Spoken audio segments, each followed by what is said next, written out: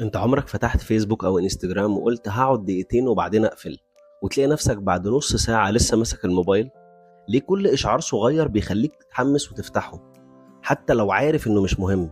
صدقني ده مش صدفة، دي لعبة معمولة على مخك، وبالذات على مادة كيميائية اسمها الدوبامين.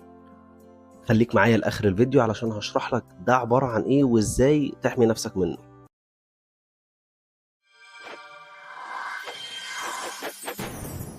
الدوبامين ده هو المسؤول عن شعور المكافأة والمتعة. كل مرة يجيلك لايك أو كومنت أو فيديو يضحكك مخك يفرز دوبامين، والنتيجة بتحس إنك مبسوط وعايز تكرر نفس الفعل.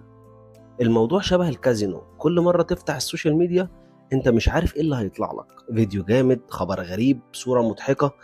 المفاجأة دي بالذات بتخلي مخك بيتحمس أكتر ويفرز دوبامين بشكل أعلى، وعشان كده بتلاقي نفسك تقول آخر فيديو بس، وتفضل تقلب وتقلب لحد ما الوقت يضيع. المشكلة إن الاعتماد المستمر على الدوبامين السريع ده بيغير دماغك.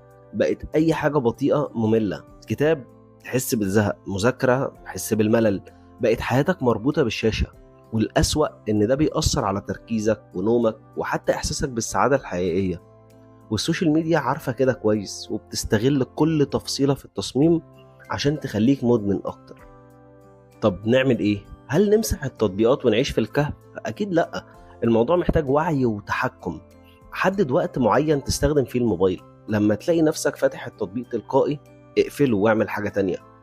دور على مكافآت حقيقية زي رياضة، اعمل هواية بتحبها، وقت مع أصحابك، برضه هتفرز دوبامين بس بشكل صحي.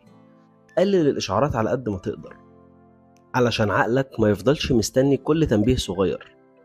أول أسبوعين هيبقوا أصعب فترة، هتحس بملل وضغط، بس بعد كده هتكتشف إنك قادر تركز أكتر وتستمتع بالحياة من غير ما تحتاج الجرعة السريعة دي طول الوقت. في النهاية إدمان السوشيال ميديا مش هزار، كل حركة صباع على الشاشة هي رسالة لمخك إنه يفرز دوبامين. والسؤال الحقيقي، أنت اللي بتختار تعمل كده ولا التطبيقات هي اللي بتختار لك؟ لو عايز تعرف معلومات أكتر عن الموضوع ده وإزاي بتشتغل وإزاي تتحكم فيه أكتر من كده، اعمل لايك واشترك في القناة عشان هيكون في فيديو جاي فيه تفاصيل أكتر بكتير. سلام.